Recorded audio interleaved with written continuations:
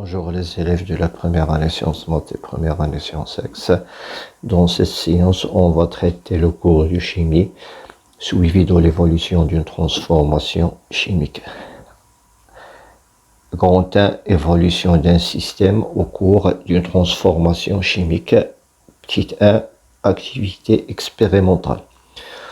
On verse dans un verre un volume V1 est égal à 20 ml d'une solution S1 de nitrate de calcium, Ca2+, 2NO3-, de concentration C1 est égale à 0,20 mol par litre.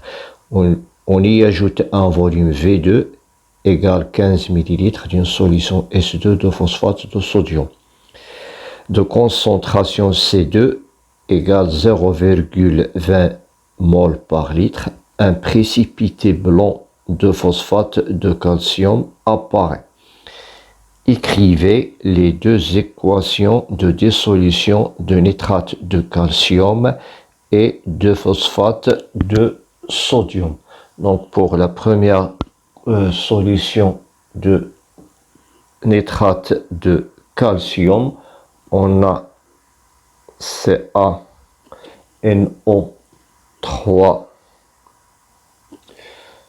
de solide. Sa dissolution va nous donner, en présence de H2O, Ca2+, plus 2NO3-. Pour la deuxième équation, on a Na3PO4 solide. Sa dissolution en présence toujours de H2O, elle va nous donner 3Na+, plus PPO4 3. Pour la deuxième question, faire le bilan des espèces chimiques présentes dans le verre avant l'apparition du précipité de phosphate de calcium à l'instant T est égal à 0. Donc les espèces chimiques présentes à l'état initial, les espèces chimiques présentes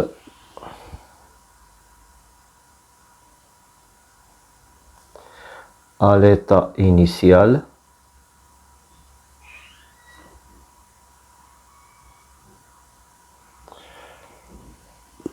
c'est-à-dire AT est égal à 0,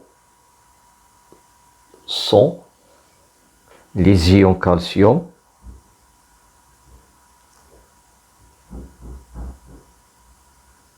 Ca2+, les ions nitrates,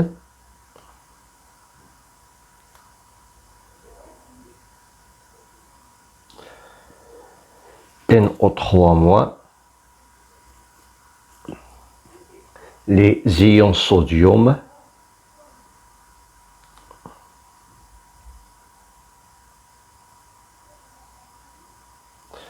Na+, les ions phosphate,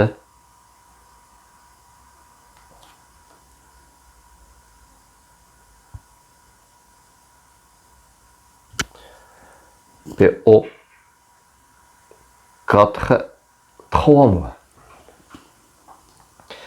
On passe à la troisième question. Calculer les quantités de matière initiale des espèces chimiques. Donc la quantité de matière de Ca2+, est égale à sa concentration C1 fois le volume V1. Donc est égal à 0,20 2 moles par litre fois 20 10 moins 3 litres. Donc, elle est égale à 4 10 moins 3 moles qui est égal à 4 millimoles. Pour la quantité de matière de NO3 moins, ça est égal à 2 fois C1V1, c'est-à-dire elle est égale à 2 fois 4 millimoles qui est égal à 8 millimoles.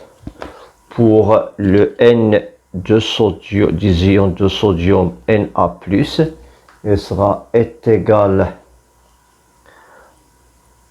à 3C2V2 qui est égal à 3 fois 0,15 mol par litre fois 20 10 moins 3 litres. En faisant l'application numérique, on trouve qu'il est égal à 9 10 moins 3 mol qui est égal à 9 millimoles. Pour le dernier ion NPO4 3- est égal à C2V2, c'est-à-dire il sera égal à 0,15 fois 20 10 moins 3 sera égal à 3 10 moins 3 mol qui est égal à 3 millimoles. Modéliser l'équation modéliser par une équation la réaction chimique est entre les solutions S1 et S2. Donc la modélisation, donc on aura 3 CA2 plus aqueuse plus 2 PO4 3- aqueuse. Elle va donner la formation du précipité CA3 PO4 2. C'est un précipité à l'état solide. 1,5. Quels sont les ions qui ont précipité dans cette réaction? Comment appelle-t-on les ions qui ne participent pas à la réaction?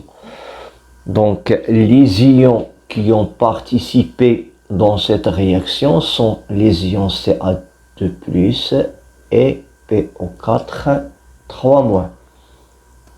Les ions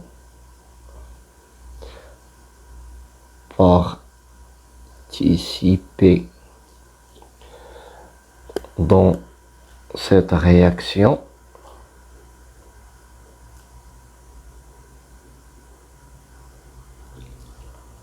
sont les ions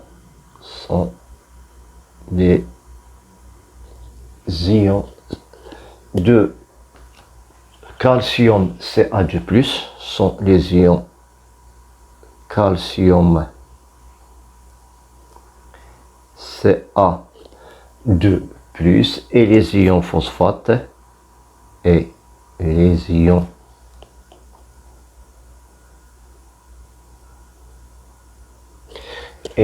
phosphate PO4 3-. Par contre, les ions NO3-, par contre, les ions NO3- de nitrate et les ions Na+ de sodium et les ions Na+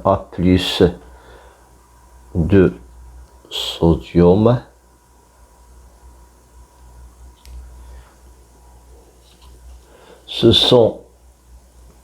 n'ont pas participé à cette réaction, n'ont pas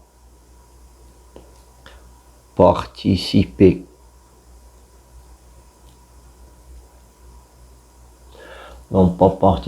à cette réaction.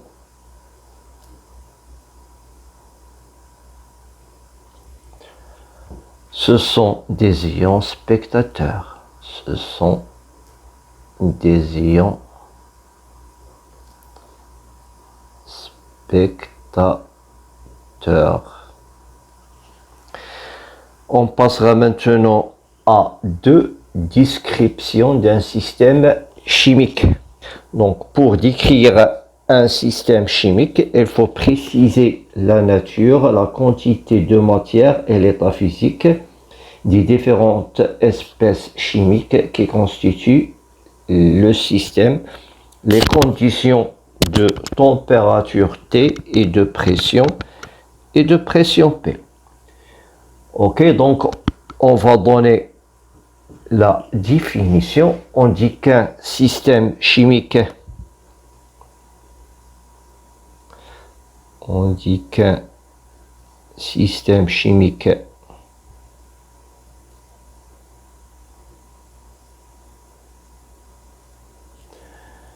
subit une transformation,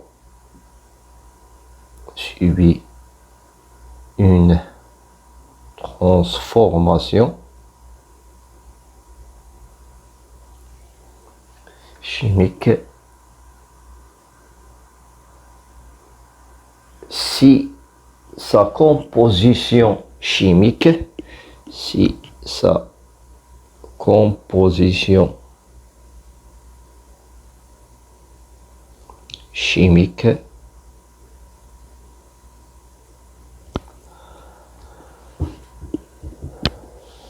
de l'état initial, de l'état final, est différente de celle de l'état initial. Est différente de celle de l'état initial.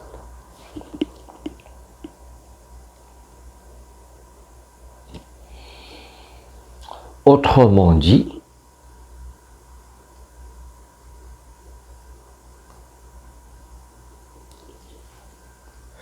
au cours d'une transformation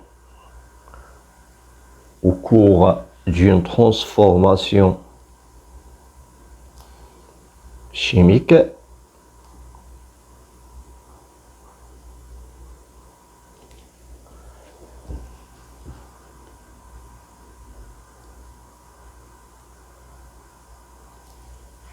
la nature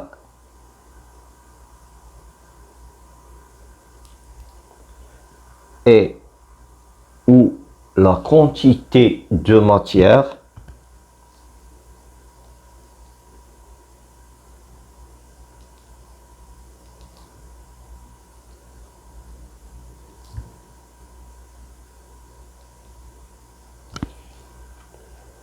des espèces chimiques sont différentes. Des espèces chimiques sont différentes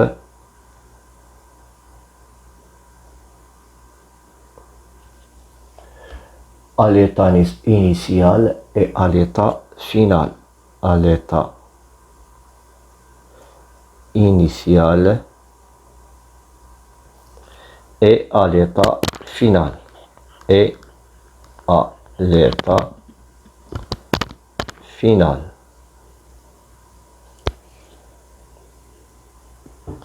Ok, donc on passera maintenant à grand 2, avancement d'une réaction chimique.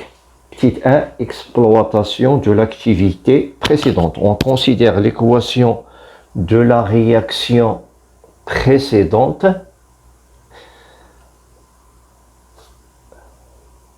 c'est-à-dire 3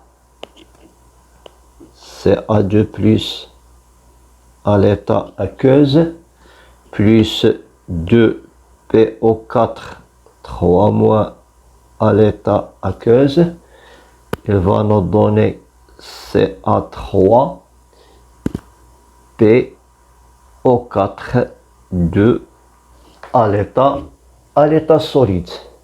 Donc la première question, qu'appelle-t-on les nombres placés devant la formule de chaque espèce, c'est-à-dire ces nombres-là. Donc on va les appeler les coefficients stoichiométriques. Donc les nombres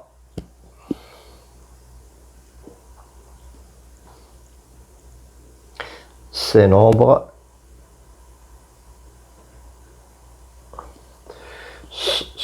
sont appelés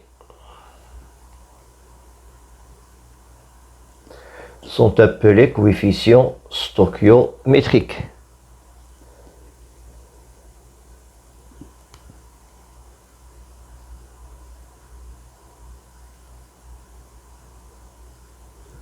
Coefficients stoichiométriques.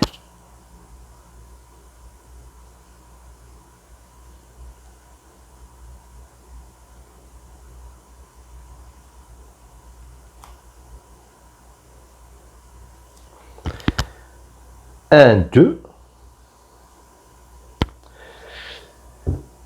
Sur quoi nous renseigne-t-il? Donc ce nombre stoichiométrique nous renseigne sur les proportions en quantité de matière avec lesquelles réagissent les réactifs et apparaissent les produits.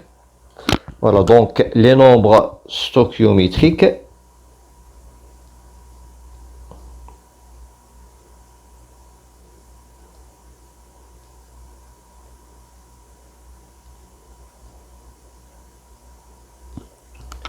nous renseignent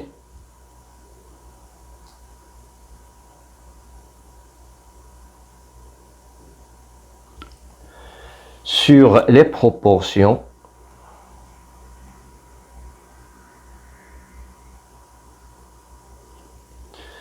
en quantité de matière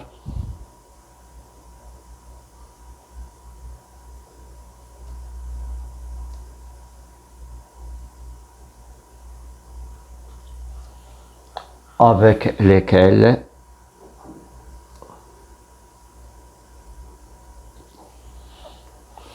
réagissent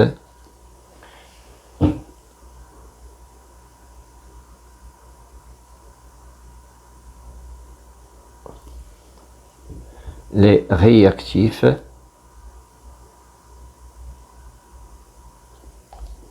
et apparaissent les produits.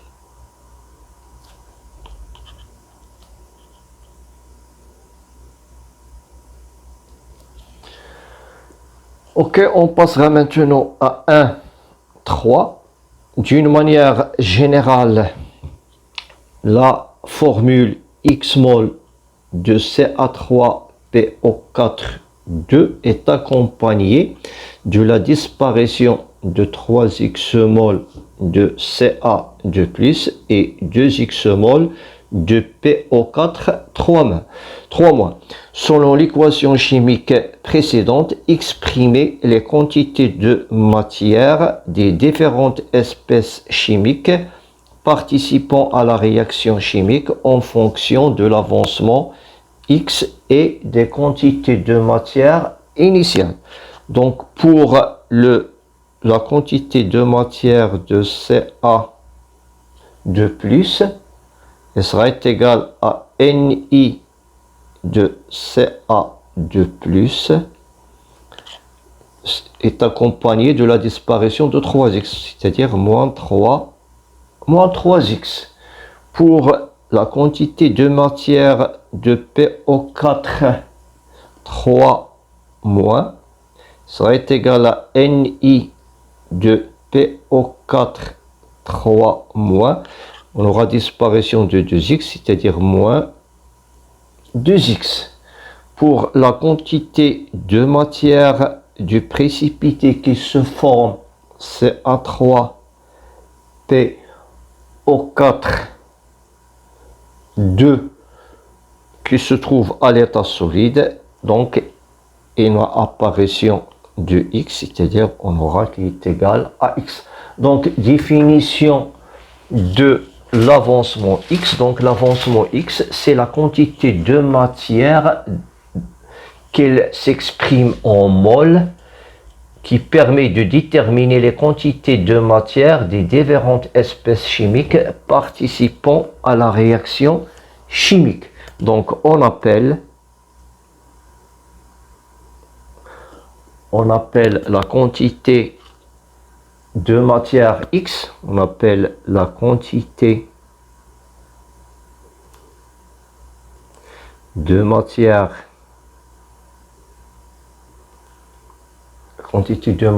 X, l'avancement de la réaction.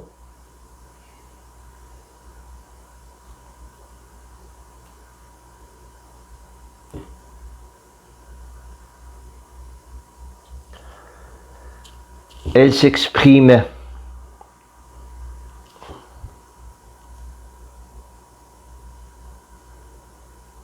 en mol.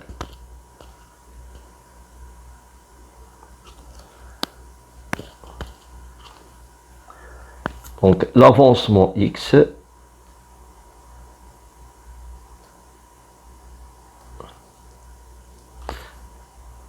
de la réaction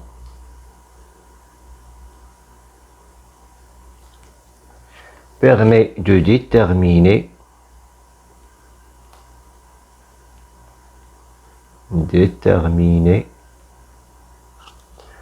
les quantités de matière,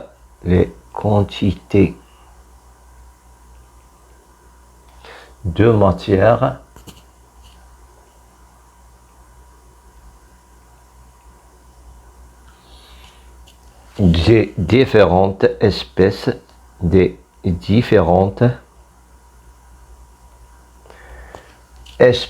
chimiques,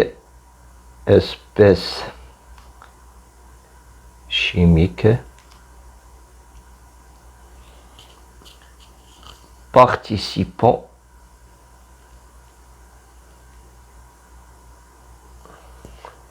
à la réaction chimique.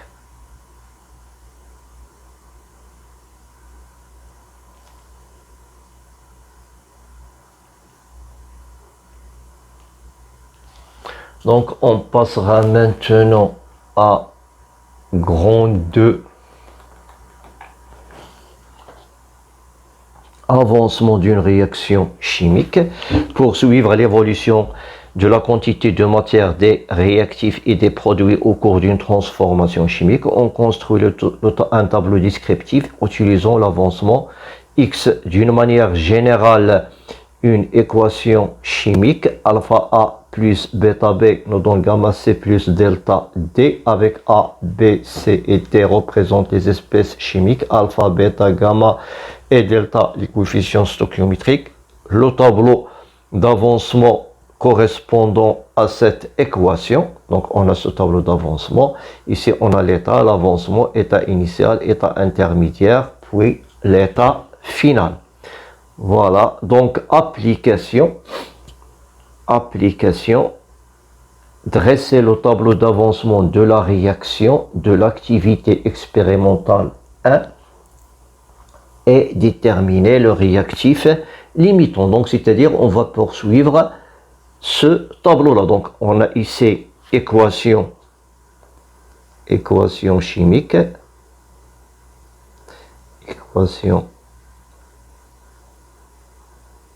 équation chimique, puis état, avancement. Pour les états, on a état initial, état initial, puis état intermédiaire, état initial, c'est-à-dire à l'instant t est égal à 0. On a état intermédiaire à l'instant t, puis on a état final.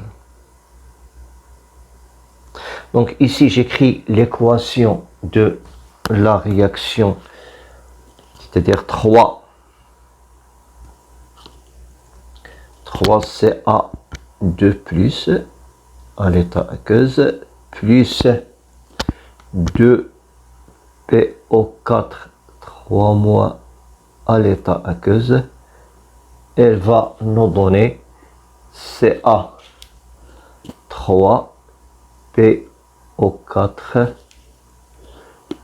2 à l'état solide. Ici on aura les quantités de matière, des produits et des réactifs. Voilà, donc ici on a les quantités de matière, des produits et des réactifs. Voilà, donc à l'instant t est égal à 0, on a l'avancement est égal à 0. À l'instant intermédiaire, l'avancement est égal à x. À l'instant final, l'avancement est égal à x max. Donc voilà, donc cette quantité de matière, on va l'écrire en unité, en millimol. Donc la quantité de matière de Ca2+ est égale à 4 millimol. Celle de PO4 3- c'est 3 millimol. Ici on a 0. 4 millimol moins x, 3 moins x. Ici il se forme x.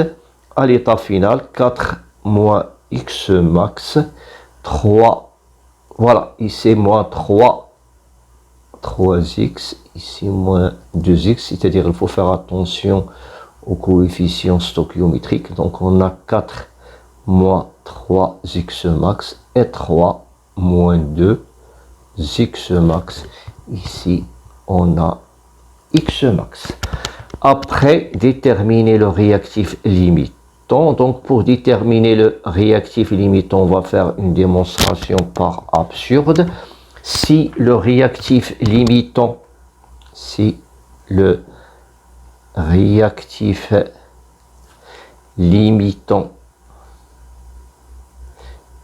est PO4 3-, donc cela implique que 3 moins 2x x1 max est égal à 0. Donc cela implique que x1 max est égal à 3 sur 2, c'est-à-dire est égal à 1,5 millimol. Si le réactif limitant est Ca2+, donc cela implique que 4 moins 3x2 max est égal à 0. Donc cela implique que x2 max est égal à 4 sur 3, qui est égal à 1,33 millimol. Puisque x2 max est inférieur à x1 max, donc cela implique que x max est égal à x2 max est égal à 1,33 millimol et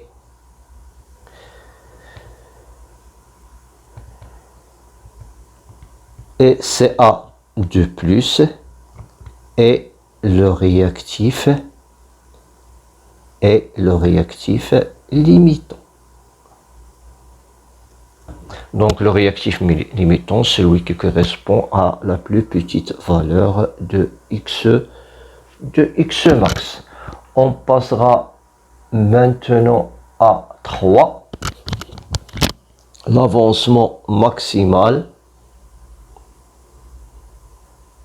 Voilà, 3. Avancement maximal et le réactif limitant. Donc, définition de l'avancement maximal. Donc, l'avancement maximal, on le représente par X max. Donc, l'avancement maximal X max est la plus petite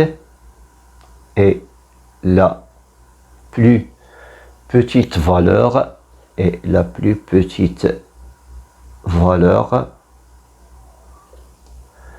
de l'avancement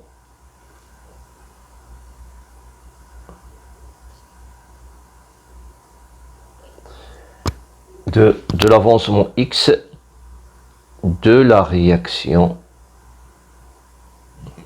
chimique.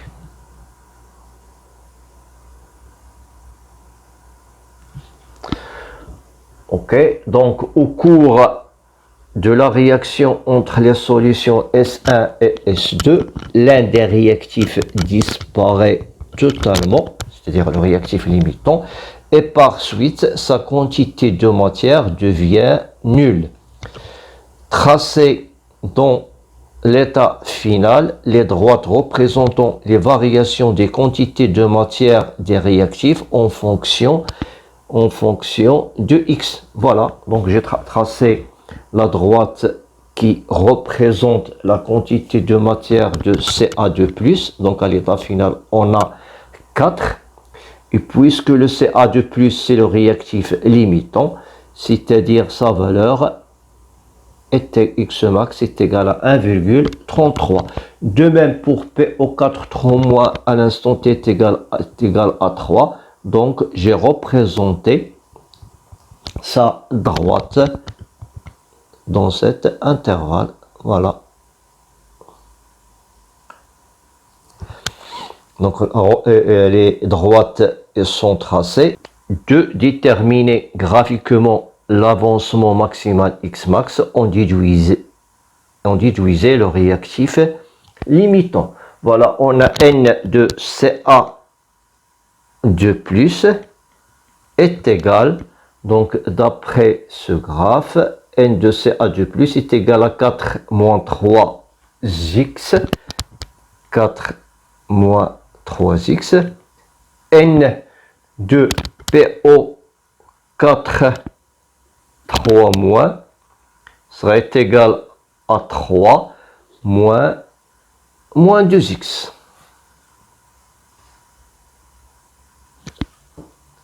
Les deux droites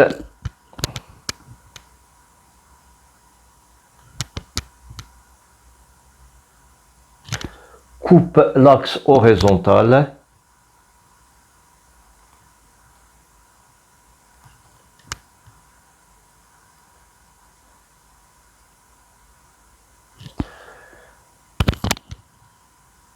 en X max, coupe l'axe horizontal en X max égale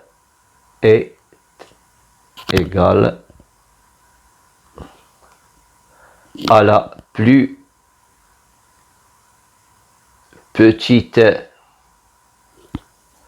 abscisse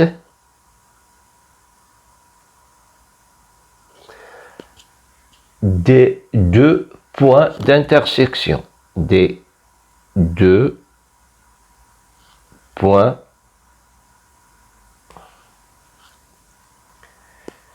d'intersection.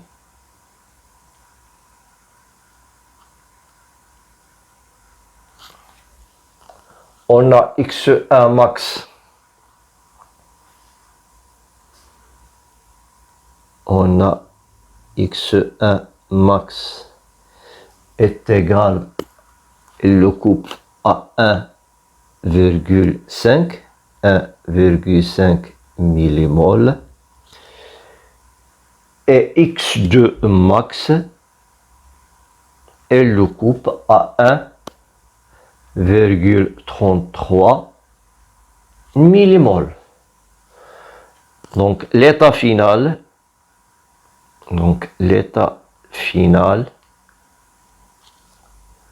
est obtenu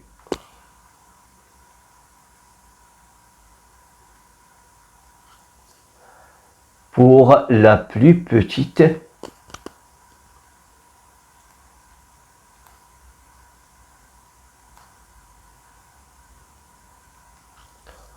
valeur X max, pour la plus petite valeur de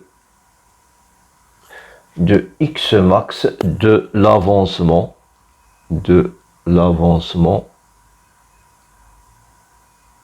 maximal.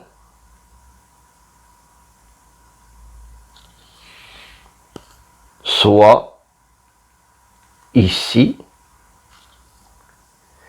X max est égal à 1,33 millimoles.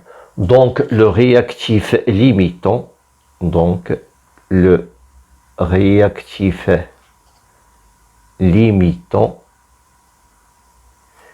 est Ca de plus.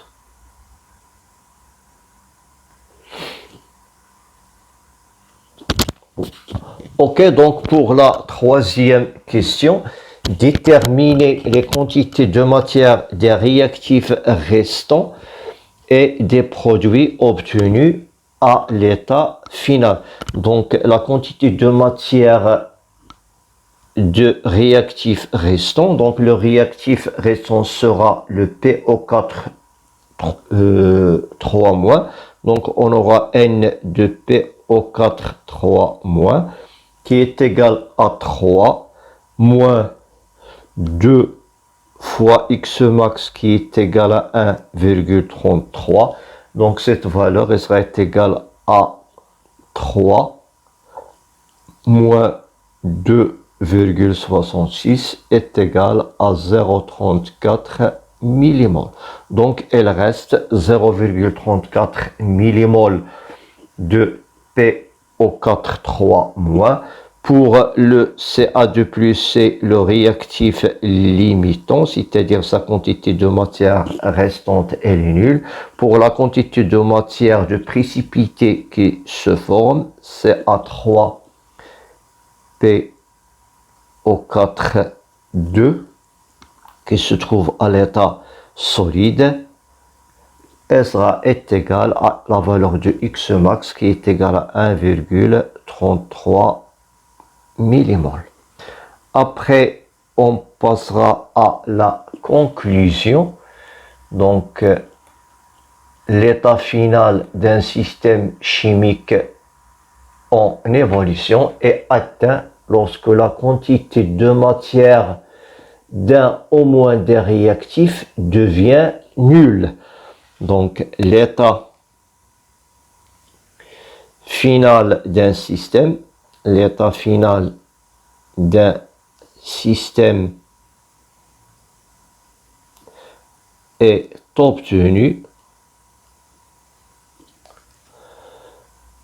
d'un système chimique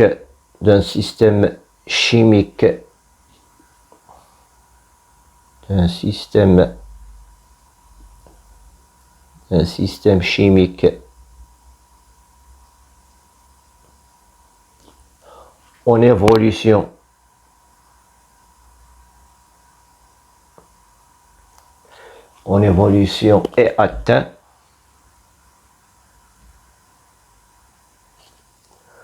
lorsque la quantité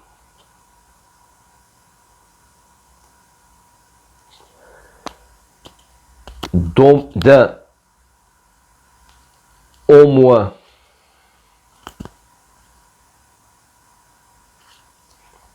des réactifs est nul, devient nul.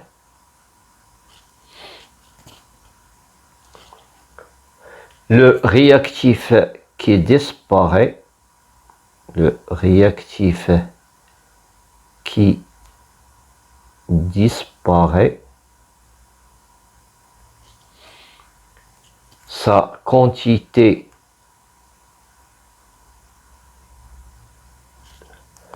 de matière,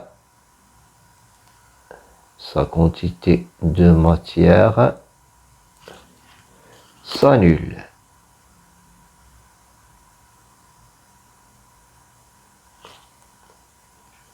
Est appelé réactif limitant. Est appelé réactif limitant. Le bilan de matière consiste à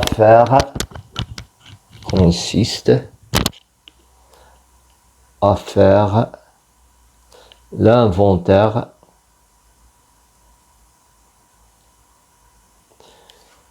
des espèces chimiques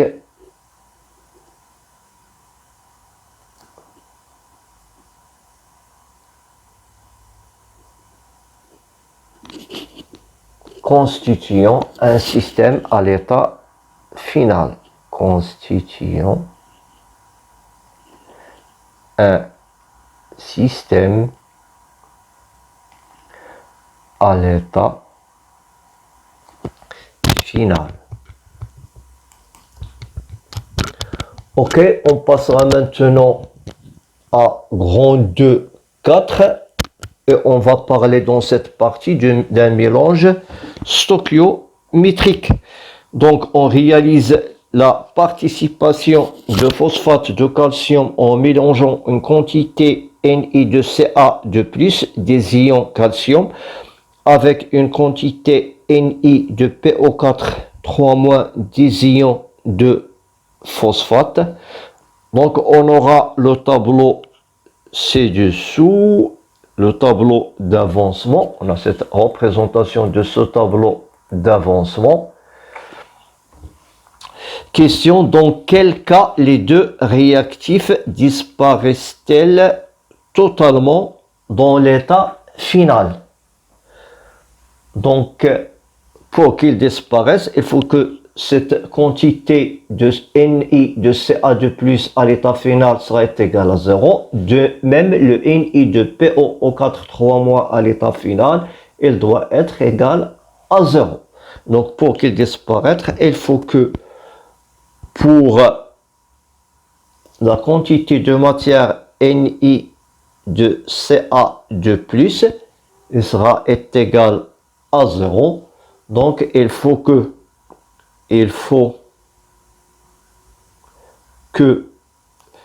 X1 max sera égal à Ni de Ca de plus sur 3.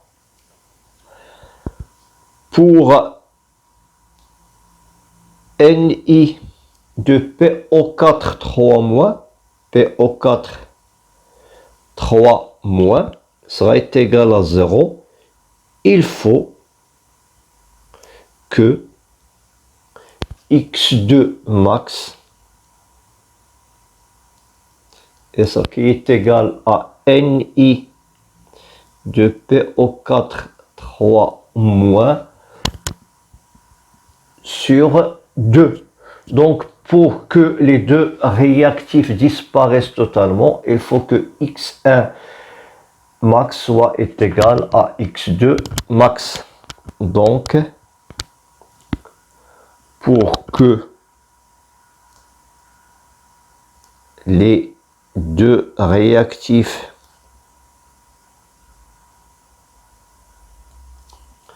disparaissent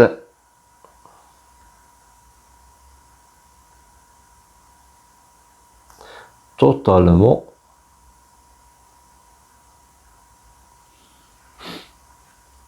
les deux valeurs X1 max et x2 max doivent être égales.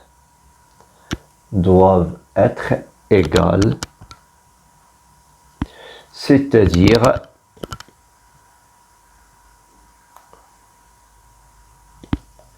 que ni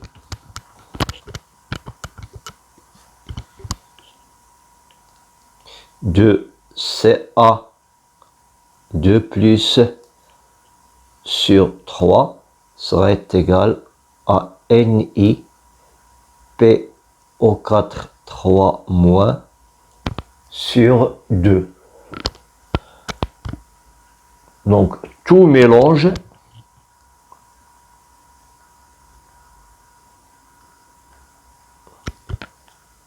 qui satisfait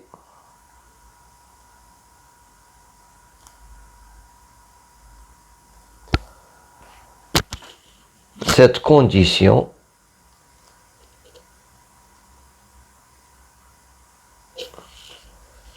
est appelé mélange stoichiométrique.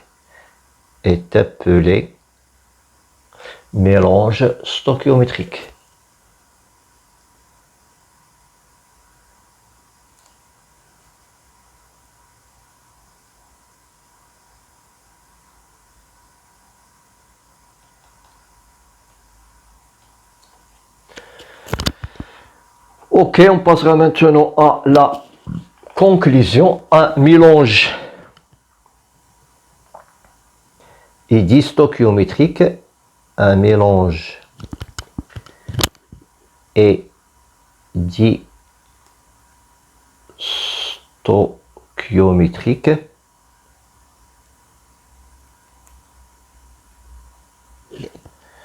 si les quantités de matière,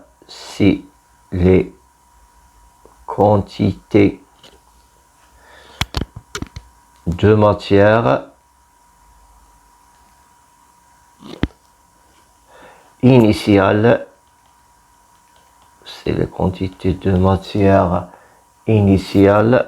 sont proportionnelles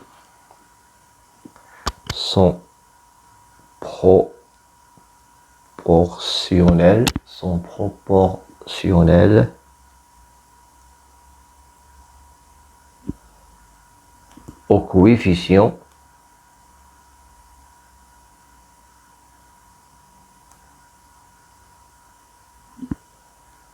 stoichiométrique.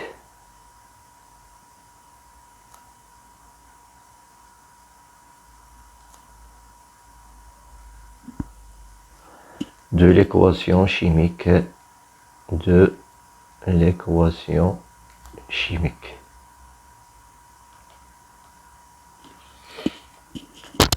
Dans l'état final, les réactifs disparaissent complètement. Dans l'état final, les réactifs disparaissent totalement.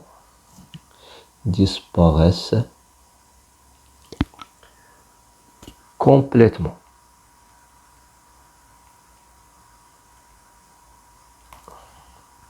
On passera maintenant à la remarque.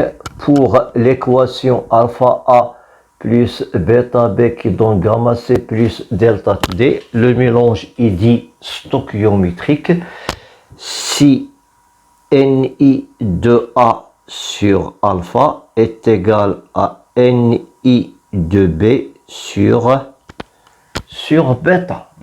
Les deux réactifs sont limitants. Les deux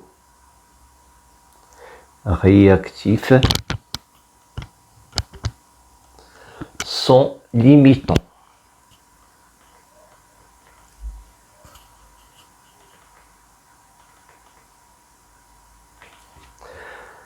Ok, on passe maintenant à grand 2, cas des réactions qui produisent des gaz.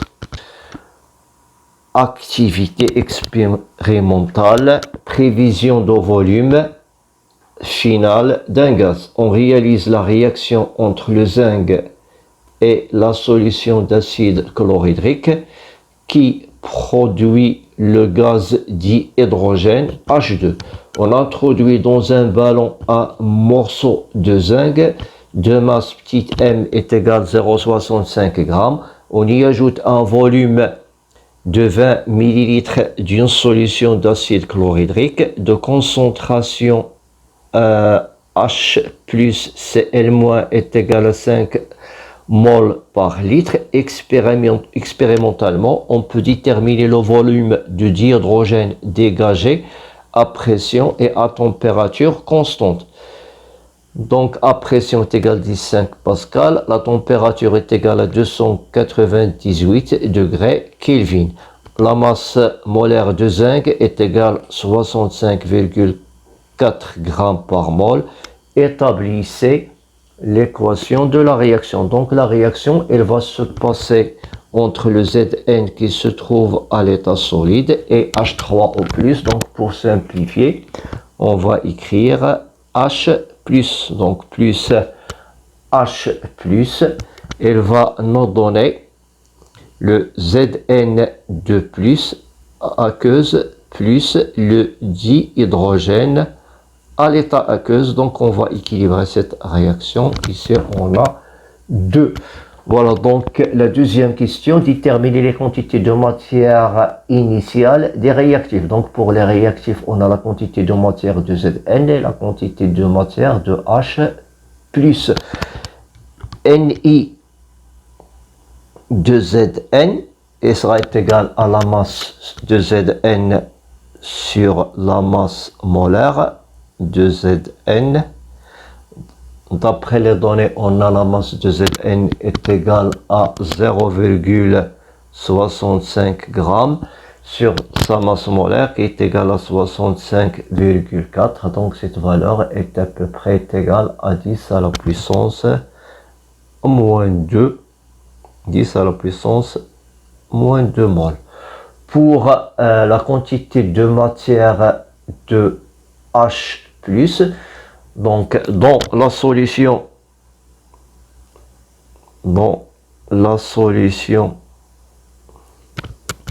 d'acide chlorhydrique,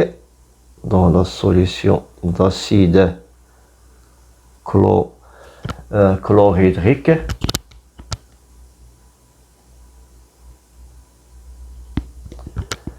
la concentration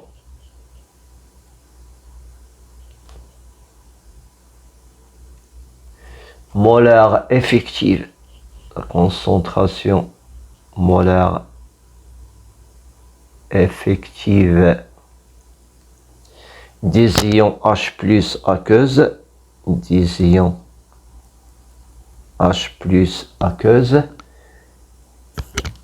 et la concentration de H+ est égale à C. Donc cela implique que Ni de H+, est égal à la concentration de H+ fois V qui est égal à C fois V, c'est-à-dire est égal à 5 fois 20 10 à la puissance moins 3, donc puissance moins 3. Donc cela implique que Ni de H+ est égal à 0,1 mol.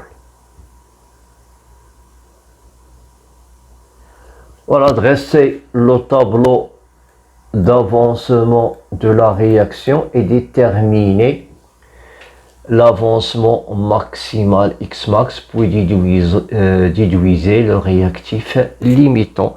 Donc j'écris ici la réaction, donc Zn à l'état solide plus 2H+ aqueuse, elle va nous donner Zn P2 plus aqueuse plus H2 à l'état gazeux.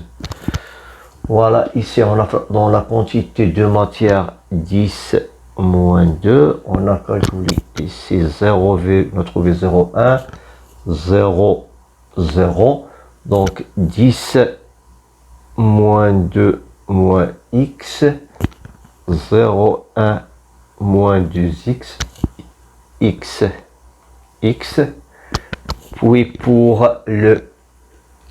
l'état final, on a 10 moins 2 moins x max,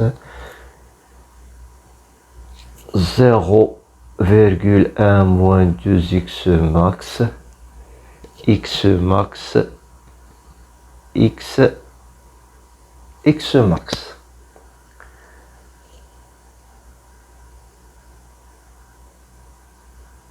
Ok, donc avancement final. Donc pour l'avancement final x max, avancement final.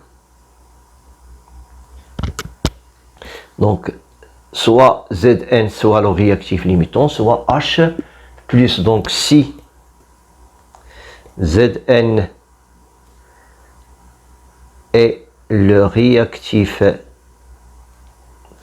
limitant, donc cela implique que x max, x1 max est égal à 10 moins 2. C'est égal à 10 moins 2 mol. Voilà, donc si H plus est le réactif limitant, c'est H plus est le réactif limitant, donc cela implique que x2 max sera est égal à 0,1 sur 2, c'est-à-dire est égal à 5, 10 moins 2 mol. On retient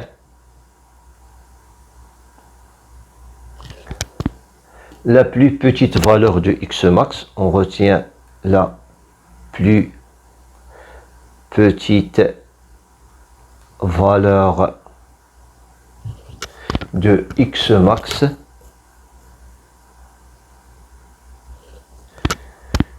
elle correspond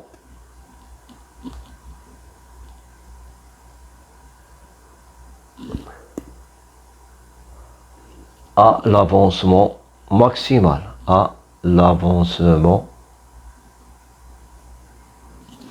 maximal.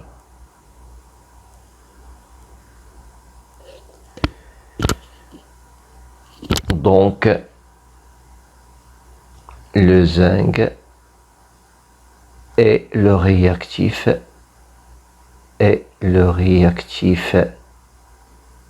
limitant et x max est égal à 10 moins 2 mol. Ok, pour un 4, calculer le volume du dihydrogène formé durant la réaction à pression et à température constante. On suppose que ce gaz est parfait et on donne R est égal à 8,340 joules par degré Kelvin par mol. Donc on va appliquer l'équation d'état des gaz parfaits. On applique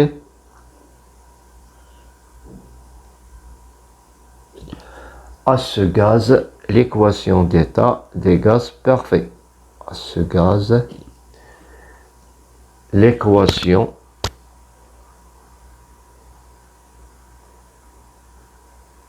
d'état des gaz parfaits.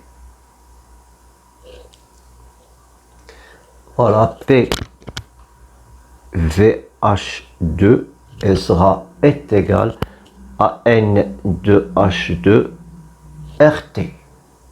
Donc cela implique que V de H2 est égal à N de H2 fois RT sur P,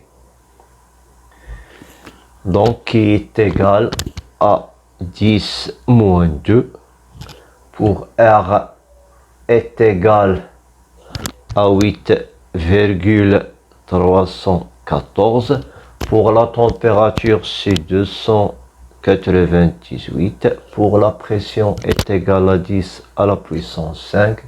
Donc, on trouve que cette valeur est égale à 0,30247 mètres cubes, qui est égal à 247 millilitres. Ok, on passera maintenant à 2. Voilà, on passera maintenant à 2. Prévision de la pression finale d'un gaz. On considère la même réaction précédente. Cette fois, si on met une masse petite m est égale à 1 gramme de zinc pulvérisé dans un ballon de capacité V est égale à 1 litre et on le ferme directement après avoir ajouté V' est égal à 20 millilitres d'une solution d'acide chlorhydrique de concentration C est égale à 2 mol par litre. À l'aide d'un manomètre digital, on mesure la pression initiale à l'intérieur du ballon. On trouve P1 est égal à 1 hectopascal à la température θ est égale à 20 degrés Celsius. On attend jusqu'à ce que la température soit égale à la température finale et on mesure de nouveau la pression finale. On trouve P1 est égal à 1360 hectopascal. Pourquoi la pression a-t-elle changé à l'intérieur du ballon au cours de la réaction? Donc au cours de cette réaction, on a au début la pression atmosphérique, mais au cours de la réaction, il y a formation du gaz du dihydrogène, ce qui est la cause de l'augmentation de la pression à l'intérieur du ballon. Voilà donc pour la première question. Avant la réaction, le ballon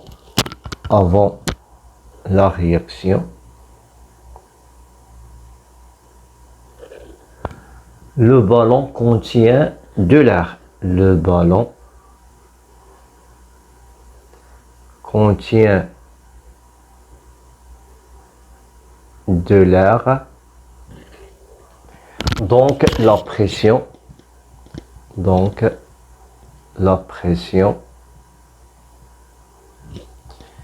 à l'intérieur du ballon est égale à la pression atmosphérique. Pression à l'intérieur du ballon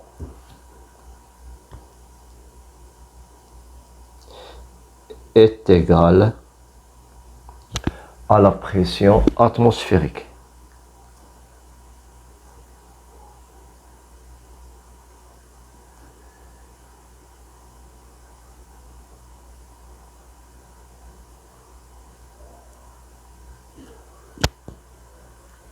P I est égal à P R est égal à P atmosphérique. Au cours de la réaction,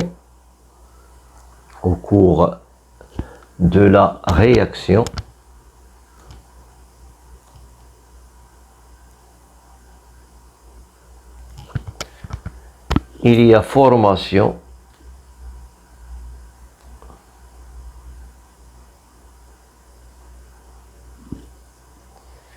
du gaz de dihydrogène.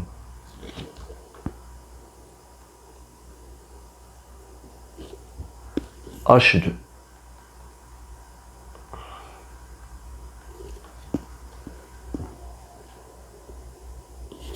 Ce qui conduit à l'augmentation, ce qui conduit à l'augmentation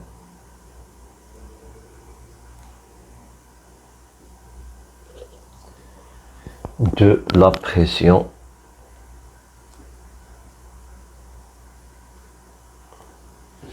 à l'intérieur du ballon.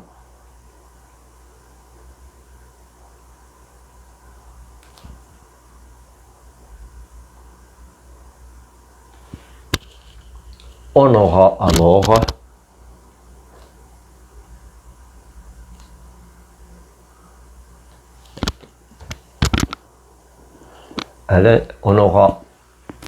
alors P est égal à PR plus PH2. Pour la deuxième question, calculer les quantités de matière initiale des réactifs. Donc on aura Ni2Zn est égal à la masse de Zn sur la masse molaire de Zn. Donc qui est égal, on a 1 gramme sur 65,4. Donc cette valeur est à peu près égale à 0,015 mol. Le Ni de H+, Ni de H+, elle sera égal à la concentration de H+ fois le volume V'. Donc il sera égal à 2 fois 20 10 à la puissance moins 3, donc qui est égal à 0,04 mol.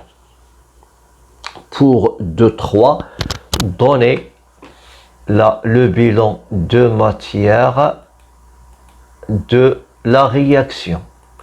Ok, donc puisque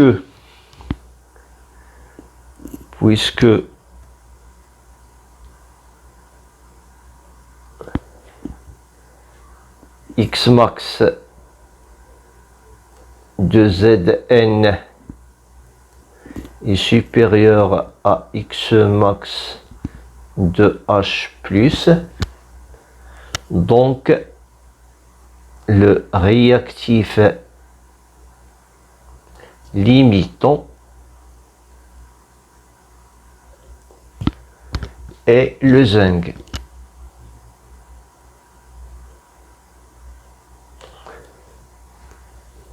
Et l'avancement maximal est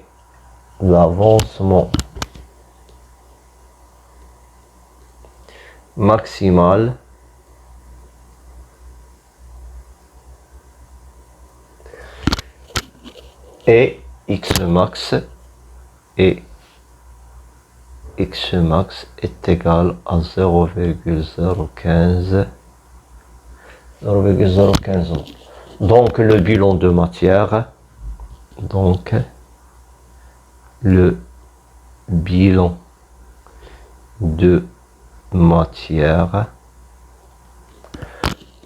X max est égal à 0,015. Si on aura pour le zinc 15,3 10 à la puissance moins 3 moins X max,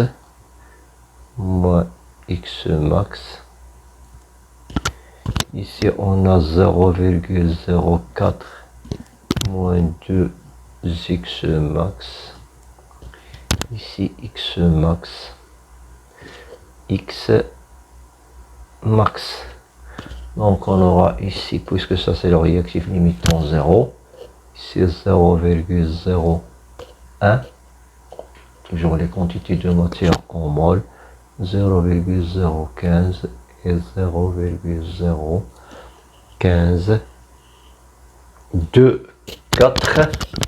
Donc 2, 4, calculer la pression finale prévue à l'intérieur du ballon et la comparer avec la valeur expérimentale. On donne R est égal à 8,340 joules par degré Kelvin par mol. Donc la pression finale de H2, la pression finale d'hydrogène est égale à N finale d'hydrogène fois RT sur V.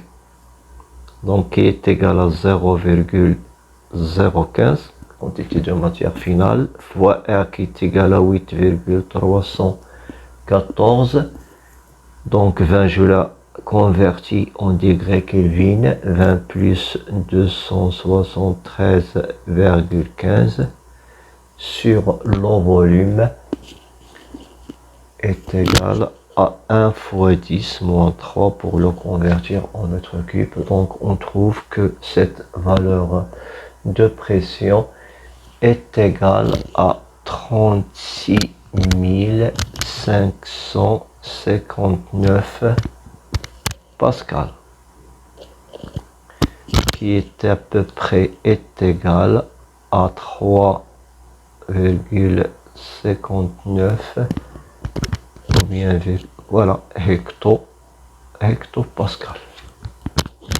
Donc la pression prévue à l'intérieur du ballon, donc la pression prévue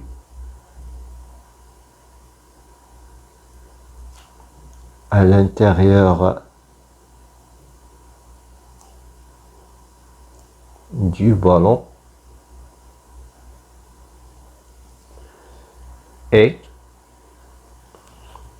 P est égal à PR plus PH2 qui sera est égal à 365,59 plus 1000, donc est égal à 1365,59 hectopascal. Donc conclusion, pour une transformation chimique dégageant un gaz, le tableau d'avancement et l'équation des gaz parfaits permettent de prévoir donc le volume dégagé, prévoir le volume dégagé à l'état final à température et à pression constante, à température et à pression constante.